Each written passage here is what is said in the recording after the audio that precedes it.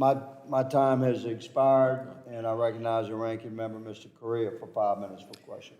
Thank you, Mr. Chairman. I hear your testimony, and anybody who's listening to your testimony has to cringe to think of what you're saying and the words, what they mean. Looking at some data, the biggest group of sex trafficked minors reported cases are American citizen children in the United States. So the chairman's discussion that this is an international rings, operating across international lines is absolutely correct. We have a lot of work to do. We're going to have to work with our partners to make sure we begin to address this challenge. You know, last week I heard David Beasley, former governor of South Carolina, speaking. He was at the Aspen Institute talking about hunger in the world. It was interesting because at this lecture, it was standing room only. We had senators and Congress members there listening to his discussion. And his message was a sad one. It was a warning to us. And he was telling us that hunger around the world is only going to get worse. Situation around the world is in a crisis mode. And as soon as parts of the world like Africa and the rest of Latin America begin to really starve, heaven help us. You don't take my word for it, take his.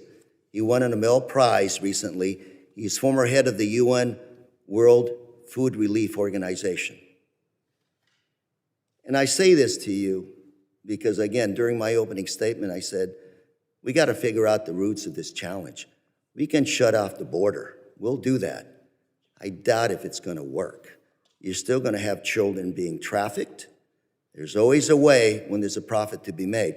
So in my 3 minutes I have left, I'm going to, very complex issue, trying to break it down in little pieces, but I'm going to ask each one of you very succinctly, tell me, what would you do that would be quick and effective to stop sex trafficking? Mr. Carroll, a few words, a couple of sentences. Yes, sir.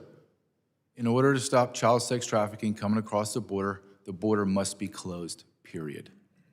To tourists, to commerce, all of the above.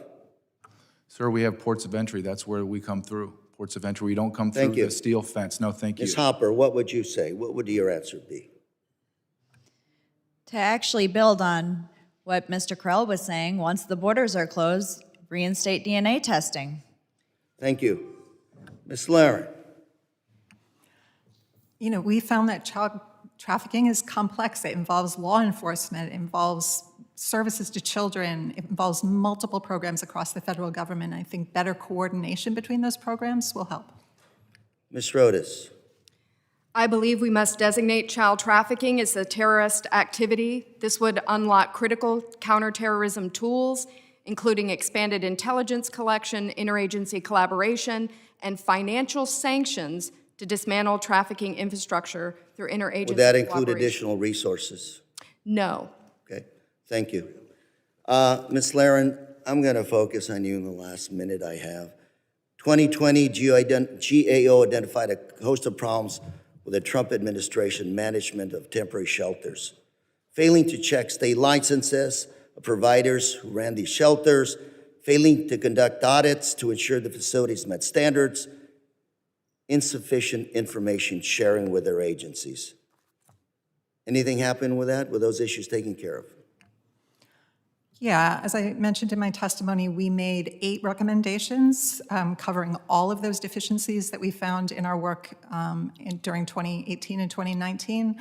Of them, 5 of the recommendations have been closed as implemented, and 3 of the recommendations are still open, but progress has been made to address them. Which ones would those be in the last 30 seconds here?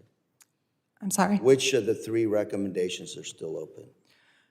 There's still recommendations open related to maintaining, ensuring that policies are being followed and maintaining records accurately. Thank you very much. Mr. Chairman, I'm out of time. I yield.